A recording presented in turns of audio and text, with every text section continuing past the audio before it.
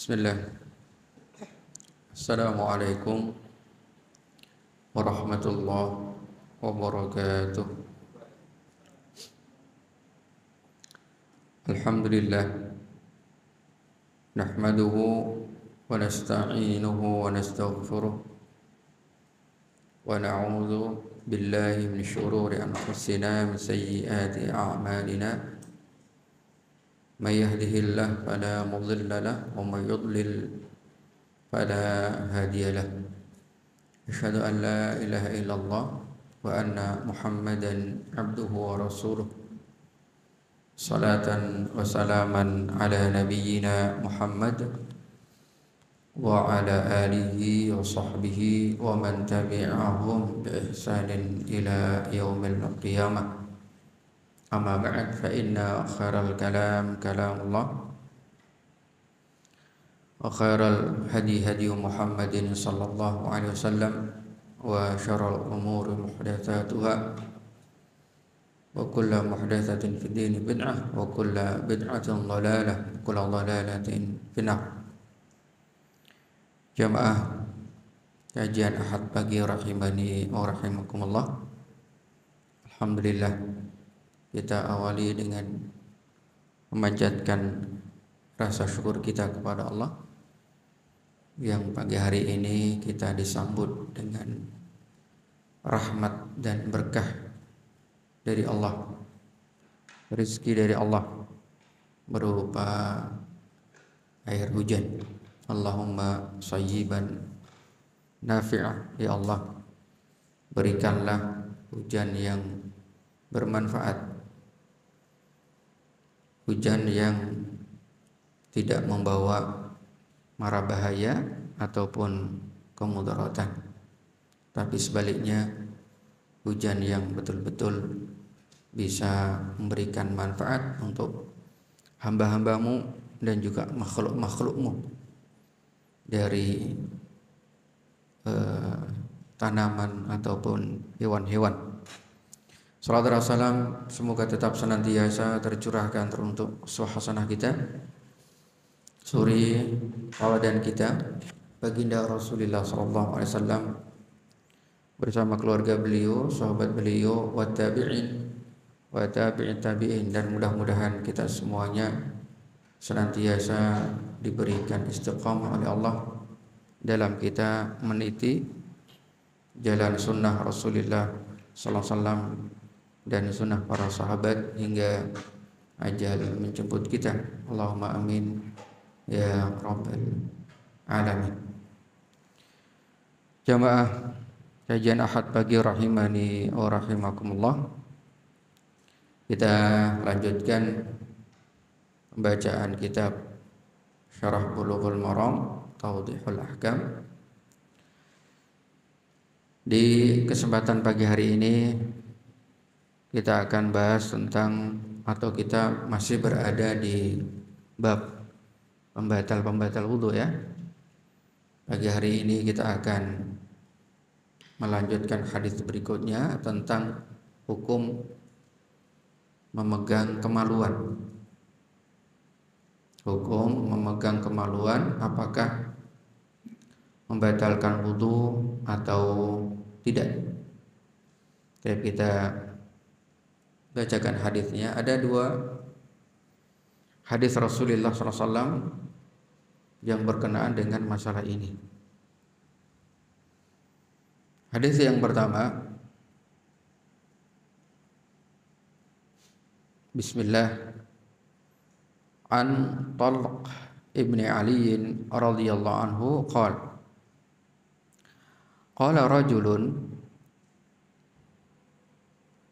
masastu zakari, aw qala ar-rajulu yamussu zakarahu fi shalah alaihi al-wudu. Wa qala nabiyyu sallallahu alaihi wasallam la, innama huwa bid'atun minka, akhrajal khamsah wa sahahahu Ibnu Hibban. Hadis sahih.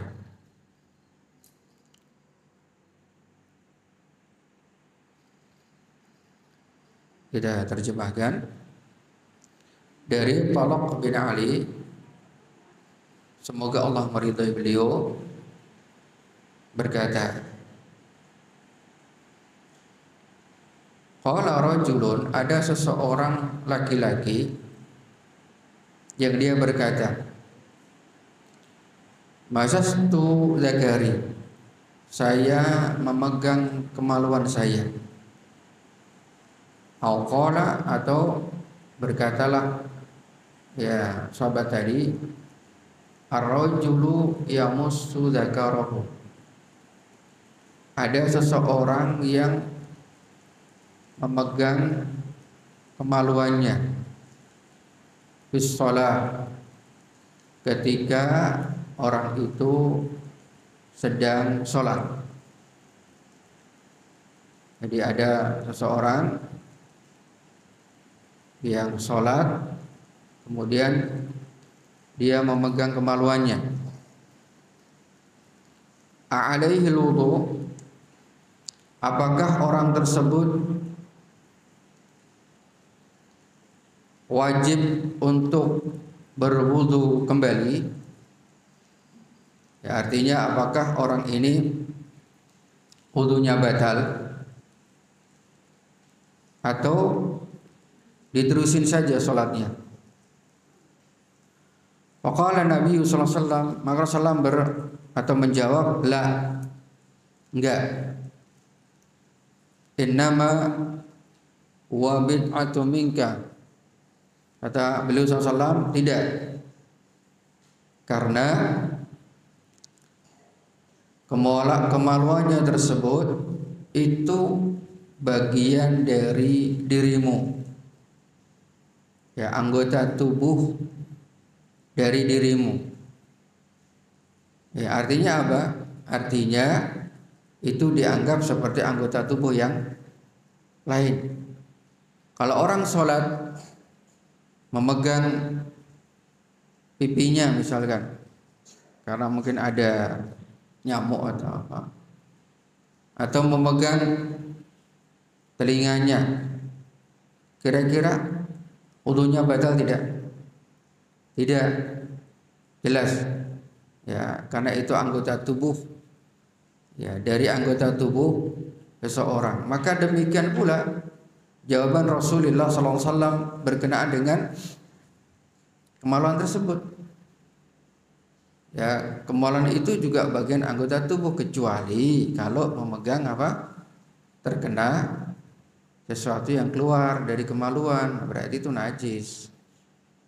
Ya, selama tidak ada zat yang keluar dari kemaluannya, ya berarti itu dihukumi seperti anggota tubuh yang lain. Hadis sahih, ya, Imam Tirmidzi, Imam Nasai, ya, 5 rawi selain Bukhari dan Muslim. Ya, berarti secara garis besar makna hadis ini bahwa apa? Memegang kemaluan tidak membatalkan wudu. Karena itu, ya, ilahnya sama seperti anggota tubuh yang lainnya. Ya. Ini hadis yang pertama. Hadis yang kedua, nah ini bertentangan. Ya, bertentangan dengan hadis yang pertama. Saya bacakan. Bismillah. An Busrah binti Safwan radhiyallahu anha anna Rasulullah sallallahu alaihi wasallam qala man massa dzakarahu falyatawadda. Akhrajul khamsah wa sahahu at-Tirmidzi wa Ibnu Hibban wa qala Bukhari wa asahhu syai'in fi hadzal bab. Ini hadisnya juga sahih sama yang pertama. Saya terjemahkan. Dari Busrah binti Safwan semoga Allah meridhai beliau, bahwa Rasulullah SAW bersabda, man massa, barang siapa yang memegang, man massa dzakarahu, barang siapa yang memegang kemaluannya, fal yatawaddo, maka hendaklah ia berwudu.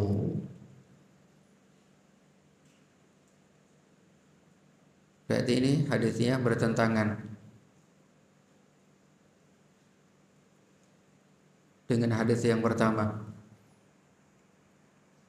ya kan?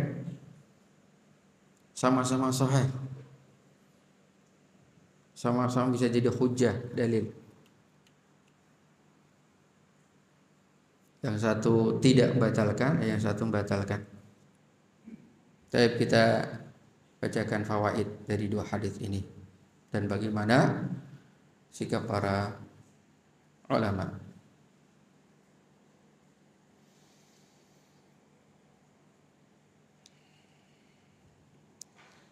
Al-haditsani sahihan, dua hadis tersebut sahih yang bisa jadi hujjah, dalil dua-duanya. Maka kalau ada dua hadis seperti ini, ya para ulama mengambil ijtihad. Ijtihad pertama, dan ini yang berlaku dua hadis ini, adalah dengan al-jam'u bainihima. Jadi kalau ada hadis yang zahirnya kontradiksi, saling bertentangan satu dengan lain, maka yang paling bagus dalam mensikapi dua dalil seperti ini ada al-jam'u, menggabungkan antara dua hadis tersebut. In amkan, kalau mungkin. Ya. Kalau memungkinkan itu yang terbaik. Ya, karena dua-duanya sahih. Kalau enggak sahih, yang satunya ya tentu ngambil yang sahih dan meninggalkan yang dhaif. Ya, kalau ada dua dalil kontradiksi, satu sahih, satu dhaif, maka tentu kita ngambil yang, dan ulama juga seperti itu, mengambil yang sahih, yang dhaif ditinggalkan. Nah, kalau dua-duanya sahih, sama-sama kuat, maka yang pertama yang diambil para ulama al-jam'u bainahuma, menggabungkan dua-duanya, artinya dua-duanya dijadikan dalil dan diamalkan. Kalau tidak bisa, ya nanti dilihat dari sisi mana duluan mana akhir, sehingga nanti mengambil jalan kedua, yaitu an-nasikh wal mansukh. An-nasikh wal mansukh. Apa itu an-nasikh wal mansukh? Yang satu, dalil yang satu menghapus dalil yang kedua. Ya, itu syaratnya harus tahu dulu sejarah, mana yang duluan, mana yang akhir. Ya. Itu bisa diketahui dari, ya tentu mentelaah kedua hadis tersebut atau dari perkataan sahabat, yaitu nanti ada di usul fikih ya. Intinya seperti itu. Intinya bahwa kalau tidak mungkin digabungkan, maka bisa diambil jalan kedua, an-nasikh wal mansukh. Dalil yang satunya menghapus untuk dalil yang lainnya. Itu perlu ada kajian tersendiri para ulama yang meneliti dua dalil tersebut dan harus memenuhi syarat-syarat tentang an-nasikh wal mansukh. Kalau tidak ada, tawakuf. Tawakuf itu seperti yang Imam Syafi'i dalam beberapa masalah beliau tawakuf. Tawakuf itu berhenti enggak mengambil sikap. Ya, karena memang ijtihadnya belum menghasilkan. Baik. Bagaimana cara al-jam'u baina hadainil haditsaini? Bagaimana cara menggabungkan dua hadis ini yang zahirnya kontradiksi, ada dua pendapat dari kalangan ulama. Ada dua pendapat dari kalangan ulama cara menggabungkan dua hadis ini. Pendapat yang pertama,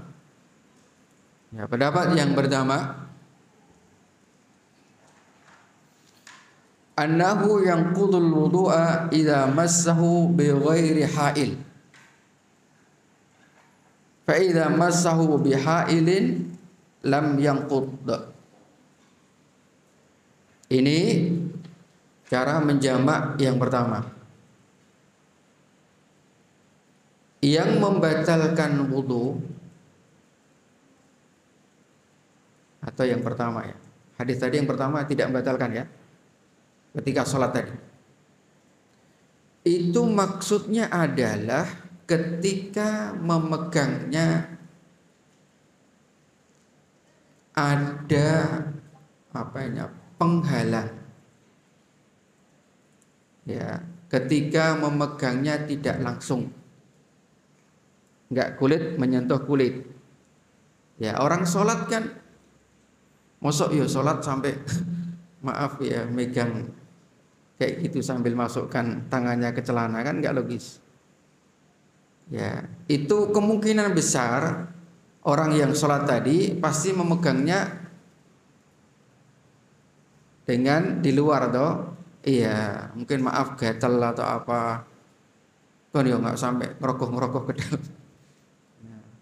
Sehingga hadis yang menyebutkan bahwa memegang kemaluan tidak membatalkan wudu itu ketika ada ha'il, ada pembatas, ada yang menghalangi atau tidak langsung gitu saja lah ya.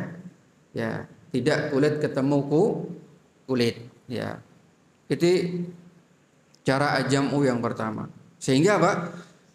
Sehingga ketika orang memegang kemaluan dengan secara langsung, itulah yang membatalkan wudu. Dan itu hadis yang kedua.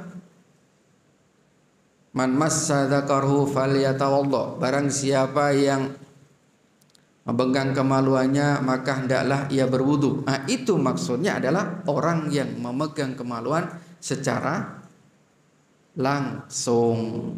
Kulit ketemu kulit, itu hadis yang kedua.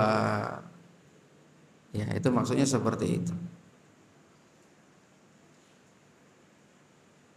Bisa dipahami? Ya, itu cara jamak yang pertama, dan ini yang dirojihkan Syekh bin Baz rahimahullah. Ya, ini jamak seperti ini menggabungkan dua hadis yang seperti ini, bahwa yang maksudnya batal wudu adalah ketika langsung dan tidak batal ketika ada penghalangnya. Ini yang dirojihkan Syekh bin Baz rahimahullah. Ya, beliau berpendapat seperti itu. Saya bacakan. Idza massal insanu farjahu mubasharatan, yakni massul lahmi bil lahm, massal faraj adzakar awil dubur intaqadul wudu. Kata beliau, barang siapa seseorang yang memegang kemaluannya secara langsung, kulit dengan kulit ataupun dubur, ya, kata beliau intaqadul wudu, wudunya batal. Wa hakadzal mar'ah, demikian pula seorang ibu, idza masat farjaha aw farja ba'di auladiha, ketika beliau memegang kemaluannya atau kemaluan anak-anaknya ketika mandikan, ya, intaqadul wudu, maka wudunya batal. Ya, di qauli sallallahu, man masadzakaru falyatawaddo, siapa yang memegang kemaluan maka hendaklah ia berwudu. Ya, ini yang dirajihkan oleh Syekh bin Baz rahimahullah. Ya.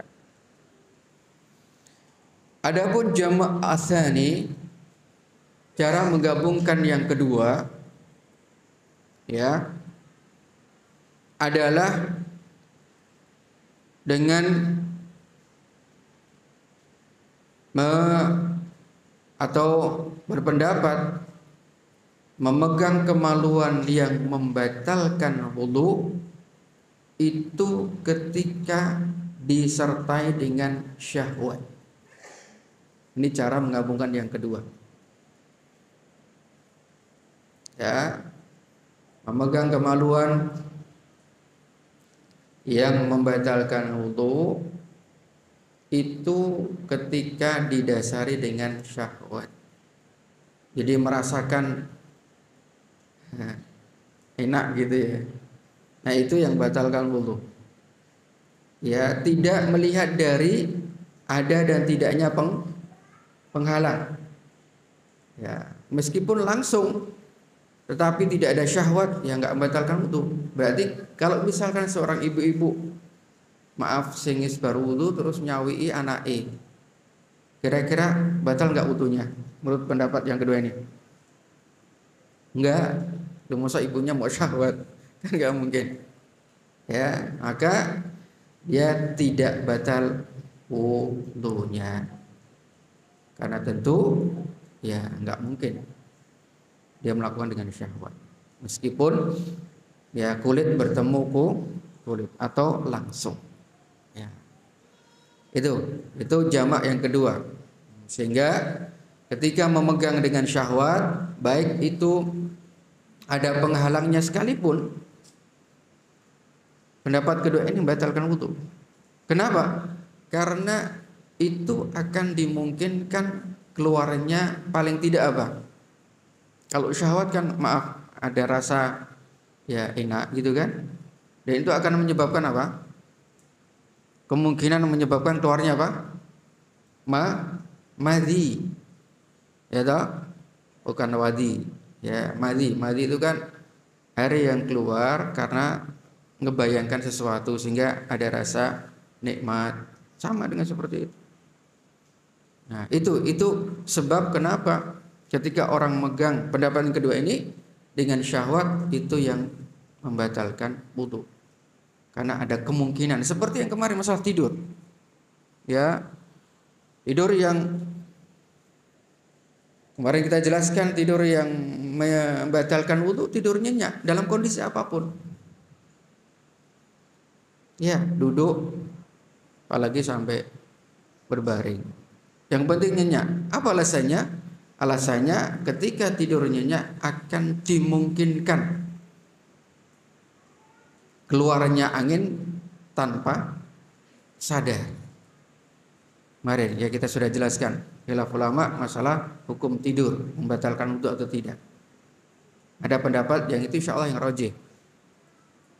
Ya, dilihat dari nyenyak dan tidak nyenyaknya. Kalau seandainya tidur dia berbaring nggak nyenyak, batal nggak wudunya? Dia masih sadar, tapi posisinya ngelekar.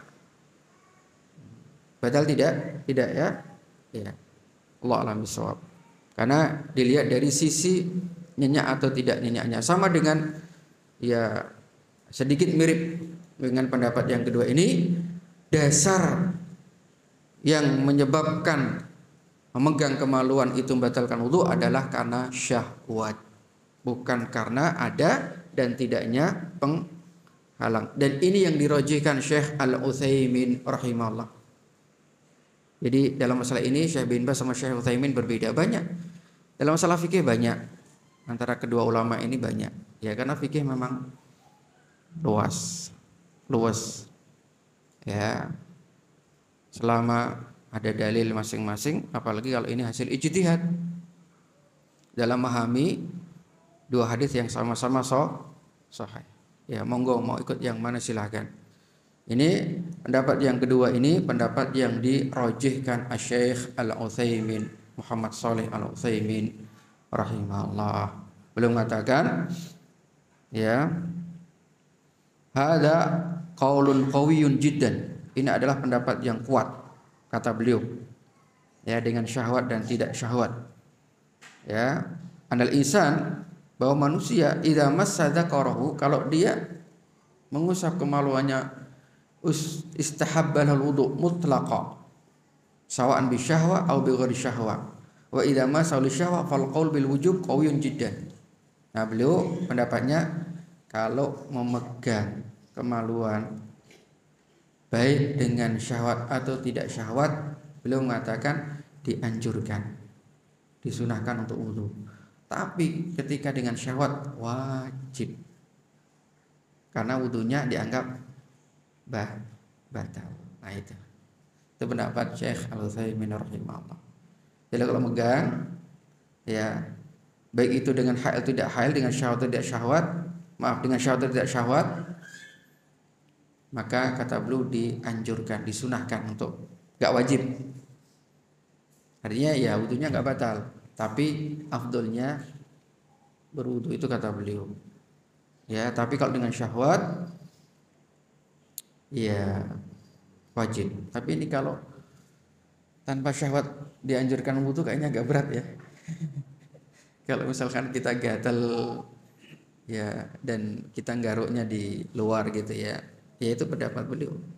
Artinya itu anjurkan, kalaupun misalkan nggak wudu juga tidak mengapa gitu kan, karena memang selama itu tidak syahwat ya. Jadi paham ya Syekh Utsaimin, kalau memegang kemaluan baik syahwat atau tidak syahwat itu tetap dianjurkan wudu ya. Tapi kalau dengan syahwat, maaf, ulangi lagi nanti yang keliru ya. Kalau memegang ya kemaluan dengan tanpa syahwat berarti apa ya, itu dianjurkan wudu. Kalau dengan syahwat wajib untuk wudu, karena beliau berpendapat memegang kemaluan dengan syahwat itu membatalkan wudu. Dah. Ini adalah jamak yang kedua, cara menghimpun, menggabungkan dua hadis dengan cara yang kedua ini. Baik ya. Ini dua pendapat dari dua hadis tentang hukum memegang kemaluan, apakah batal wudu atau tidak. Monggo silakan bagi yang ikut pendapat pertama Syekh bin Baz, itu dilihat dari ada dan tidak adanya pembatas. Adapun Syekh Utsaimin dilihat dari ada syahwatnya dan atau tidak ada syahwatnya. Baik, satu lagi ya. Katanya mau praktek wudu ini. Baik. Boleh kalau mau praktek wudu di tempat wudu. Tapi Anda bacakan hadisnya satu dulu, nanti saya bacakan aja. Ini juga khilaf sebenarnya. Coba. Bismillah. An Aisyah radhiyallahu anha, dari ibunda kita Aisyah, semoga Allah meridhai beliau, anna Rasulullah sallallahu alaihi wasallam qala, Rasulullah bersabda, man asabahu qai'un aw ru'afun aw qalasun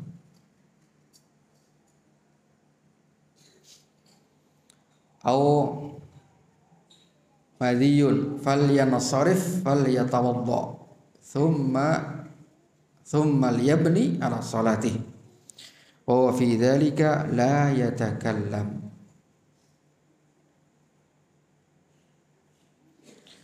Dari ibunda kita Aisyah, semoga Allah meridhai beliau, Rasulullah bersabda, barang siapa yang keluar muntah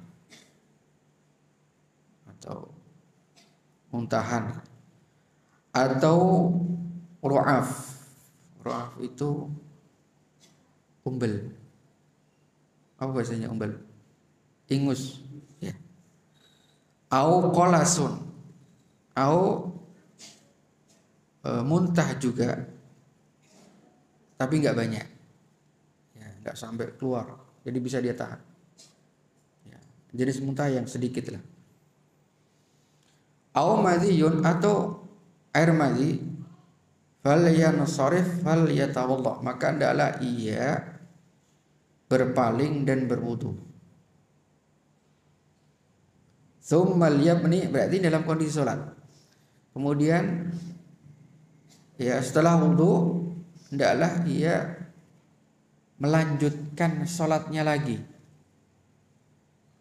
wa huwa fi dzalika lam yatakallam, selama dia tidak berbicara.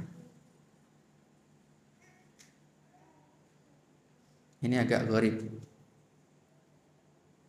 Dan ini mah hadisnya dhaif. Enggak bisa jadi hujah. Jadi kalau ada orang pas sholat muntah atau keluar apa tadi? Umbel ya atau madhi. Kalau madhi jelas.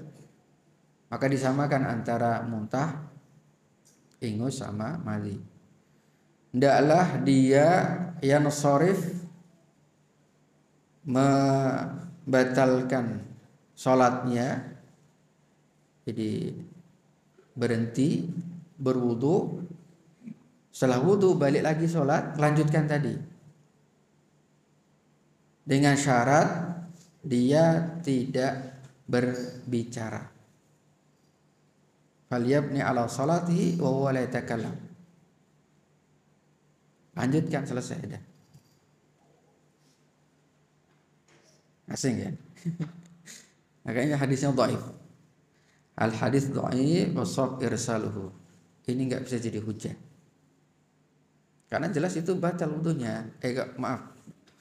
Ini nanti yang dimasalahkan adalah apakah keluarnya ingus, muntahan itu batal wudu atau tidak, itu yang kita bahas.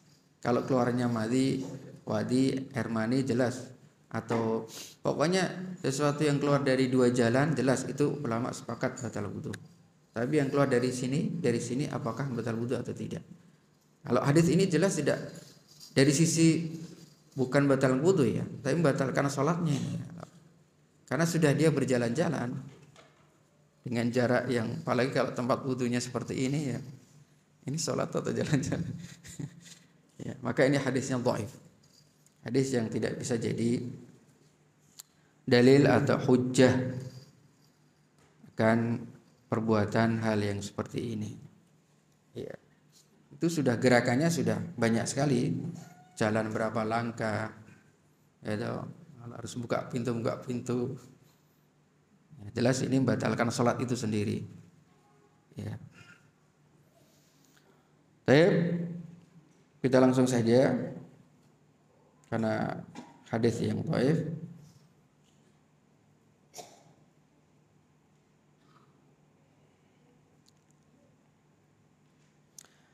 Ulama berbeda pendapat tentang tadi ya, apakah ketika orang muntah ataupun termasuk juga keluar darah ya, nanah ya, umbel, itu wudunya batal atau tidak.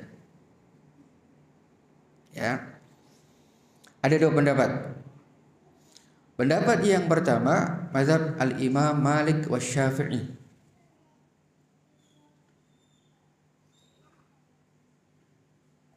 Pendapat Imam Malik dan Imam Syafi'i, beliau berpendapat bahwa orang yang keluar atau yang muntah, yang keluar ingusnya atau keluar darahnya, keluar nanahnya ketika luka, itu tidak membatalkan wudu. Ya.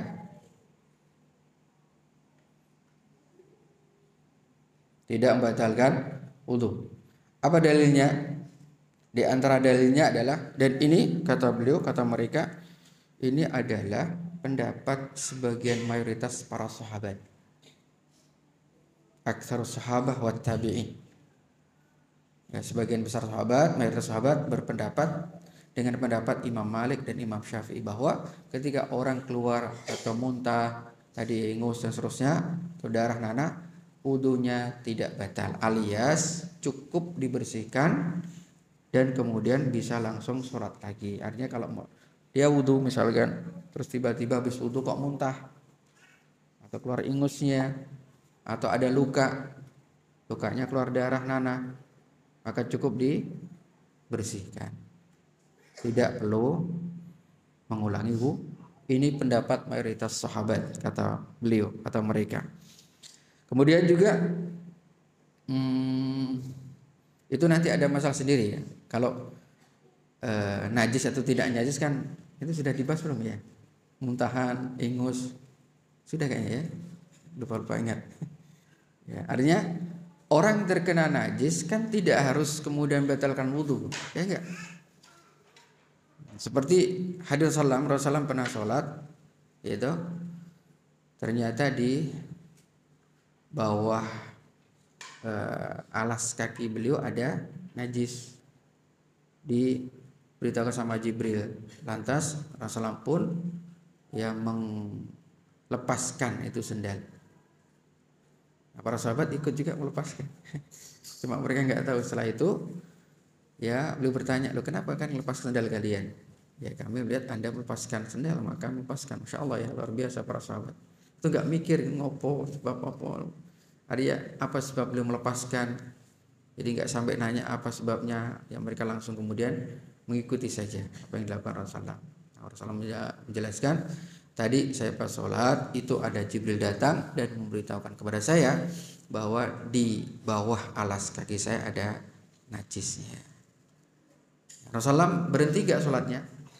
Enggak, tetap melanjutkan sampai selesai. Itu artinya apa? Artinya najis yang kena dalam diri kita tidak membatalkan wudu. Ya sudah, antum misalnya habis wudu terus maaf terkena najis kotoran manusia atau apa, ya wajib nggak antum mengulangi wudu? Wajib? Enggak, cukup dibersihkan sudah selesai. Ya, karena wudunya tidak batal. Ya, ini adalah pendapat yang pertama. Al-Imam Asy-Syafi'i dan Imam Malik mengatakan bahwa itu tidak membatalkan wudu. Dan ini juga merupakan pendapat Syekh Utsaimin rahimahullah. Dia berpendapat semua yang keluar dari selain dua jalan tidak membatalkan wudu. Sesuatu yang keluar bukan dari dua jalan, maksudnya apa? Kemaluan, dubur atau kubul, tidak membatalkan wudu. Ya. Adapun pendapat yang kedua yang merupakan pendapat Imam Abu Hanifah dan Imam Ahmad, ini buk-buk ya. Dua imam pendapat yang pertama, dua imam yang lain pendapat yang kedua yang berpendapat bahwa, yaitu Imam Abu Hanifah dan Imam Ahmad, yang berpendapat bahwa ila anna khuruj hadhil umur wa amsaliyah yanqudu in kana katsira wa la yanqudul yasir minhu. Mereka berikan rincian. Kalau yang keluar itu banyak, maka itu yang membatalkan wudu. Tapi kalau sedikit dimaafkan. Itu pendapat yang kedua. Jadi dilihat banyak yang keluar. Kalau keluarnya darah bercucuran terus, batal wudunya. Ingusnya meler terus, batal wudunya. Tapi kalau meler terus tanpa kendali, ya itu lain lagi. Ya itu nanti hukumnya seperti tasalsul baul. Tasalsul baul itu beser, itu darurat penyakit. Ya, boleh diteruskan. Atau kalau wanita darah istihadah, ya najis darahnya. Nah, tapi karena daruri ya terus aja. Yang penting ada pembalutnya supaya tidak kemana-mana. Ya, pendapat kedua saya ulang lagi, Imam Abu Hanifah dan Imam Ahmad berpendapat ini membatalkan wudu kalau jumlahnya banyak, dan ini yang dirojihkan oleh Syekh Saleh Fauzan. Ya, Syekh Saleh Fauzan berpendapat dengan pendapat yang kedua ini. Belum mengatakan darah yang banyak keluar atau nanah atau tadi muntahan itu membatalkan wudu. Kalau sedikit tidak apa-apa. Itu dirojihkan Syekh Saleh Fauzan. Adapun Syekh bin Baz, ya, beliau berpendapat mau banyak mau sedikit afdolnya berwudu. Tapi nggak sampai wajib, lebih baik. Nah gitu. Itu pendapat beliau Syekh bin Baz rahimahullah. Ya, jadi lebih cenderung Ya, enggak batal, cuma dianjurkan. Mau sedikit mau banyak. Jadi ikut pendapat yang pertama tadi yang mirip-mirip. Ya, Syekh Utsaimin tadi kan pokoknya yang batalkan itu yang keluar dari dua jalur. Selain itu tidak membatalkan. Ya, sudah sampai di situ. Tapi Syekh bin Baz mirip seperti itu, cuma beliau tetap menganjurkan. Mau banyak mau sedikit menganjurkan, disarankan untuk berwudu. Lebih kepada kehati-hatian. Allahu a'lam bishawab. Tapi kalau ingusnya sakit ya monggo lah. Karena itu juga memberatkan kan. Kalau pas ingus pas gebres-gebres ngene sithik-sithik wudu ya mungkin yang pertama lah ya dalam kondisi darurat tadi. Ya sithik-sithik harus metu beli harus wudu kan ya itu anjuran saja. Syekh bin Baz anjuran. Kalau bisa enggak memberatkan, kan tentu dalam agama kita ya tidak ada sesuatu yang memberatkan untuk hamba atau umatnya. Monggo silakan mau ikut pendapat yang mana. Yang jelas ulama Saudi lebih cenderung kepada itu tidak membatalkan wudu. Tapi Syekh Shalih Fauzan tadi ya kalau banyak membatalkan wudu. Ikut pendapat Abu Hanifah dan Imam Ahmad rahimahullah ya. Jangan bingung ya, ikut pendapat yang mana ya. Monggo diyakini aja semuanya mana yang lebih mantap sesuai dengan kemampuan kita. Ya. Misalkan wah kayak lebih mantap yang pertama nggak membatalkan wudu, apalagi posisi tertentu ya punya luka atau masuk angin dan seterusnya, maka tidak mengapa. Baik ya, mungkin dua hadis ini yang bisa kita sampaikan di pagi hari ini. Kalau ada waktu mau praktek wudu boleh juga, cuma nanti ya nggak apa-apa sih nanti.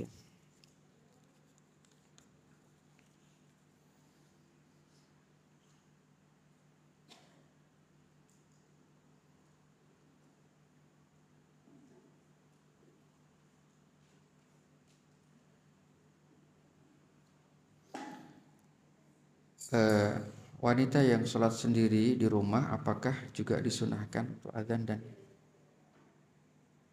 iqamah? Allah alam, yang sepaham saya bahwa adzan itu disyariatkan untuk mengumumkan atau memanggil kaum muslimin untuk sholat berjamaah.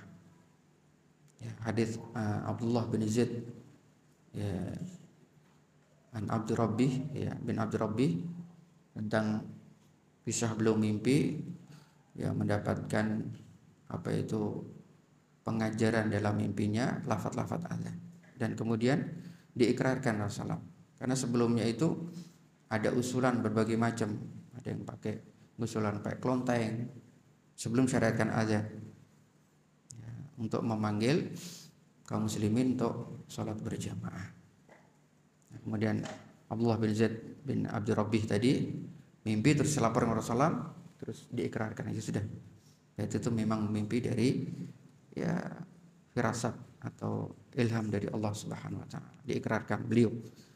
Ya, maka tentu bagi wanita ya tidak perlu yang Anda pahami. Karena enggak ada hikmahnya. Manggil-manggil sopo. Dan iqamah itu adalah fungsinya untuk menginformasikan sholat itu sudah segera dimulai ya, sehingga ketika sudah jamaah datang ya kemudian iqamah itu kan artinya menegakkan sholat ya, maka seorang wanita ketika sholat di rumah ya tidak disyariatkan ya, yang Anda pahami seperti itu. Rasulullah menerima hadiah tapi tidak menerima sedekah. Apa bedanya hadiah dengan sedekah? Kalau hadiah itu sifatnya umum, boleh diberikan untuk orang yang kaya atau miskin. Itu hadiah. Dan itu salah satu di antara kelonggaran. Tahadu tahabu. Ya, berhadiah atau saling berikan hadiah di antara kalian, maka niscaya akan muncul rasa kasih sayang di antara kalian. Ya. Jadi itu dasarnya bukan membantu kalau hadiah itu. Ya untuk mungkin agar supaya hubungannya yang mungkin selama ini agak renggang, ya saling beri hadiah supaya menjadi erat lagi, ukhuwah, persaudaraan, kekerabatan dan seterusnya. Dan itu tidak membatasi hanya untuk orang miskin. Hadiah itu orang kaya, miskin bisa. Adapun sedekah khusus untuk orang miskin, ya. Hanya untuk keras miskin dan itu niatnya memang membantu. Apa ini? Wa khalaqa minha zawjaha. Mengapa zawjah itu terkadang istri? Bukan zauj itu sering. Wa khalaqa minha zawjaha. Mengapa zaujaha diterjemahkan dengan istri? Bukankah zauj itu suami? Oh, benar. Ini bahasa saja ya. Zauj itu bisa untuk laki atau untuk suami, untuk istri bisa. Dua-duanya. Seperti waladun. Walad itu anak. Anak bisa untuk anak laki-laki dan anak untuk perempuan. Tapi kalau sudah bintun itu anak perempuan. Ibnun anak laki-laki. Zauj itu kalau zauj itu bisa dipakai untuk suami, bisa dipakai untuk istri. Itu bahasa yang seperti itu. Tapi kalau sudah abun, bapak ya laki-laki, ummun ibu, rojulun laki-laki, imro'atun kadang diartikan dengan istri juga. Wamro'atuhu dan istrinya. Kalau istri imro'ah jelas istri, perempuan enggak mungkin diartikan laki-laki. Tapi zauj itu disebut dengan ya semacam kalimat musyarakah ya. Jadi kata yang bisa dipakai untuk dua-duanya. Seperti tadi waladun. Walad itu juga bisa untuk anak laki-laki dan bisa untuk anak perempuan. Allah a'lam bishawab. Ya, ini yang bisa kita sampaikan. Subhanakallah bihamdika asyhadu an la ilaha illa anta astaghfiruka wa atubu ilaik. Assalamualaikum warahmatullahi wabarakatuh.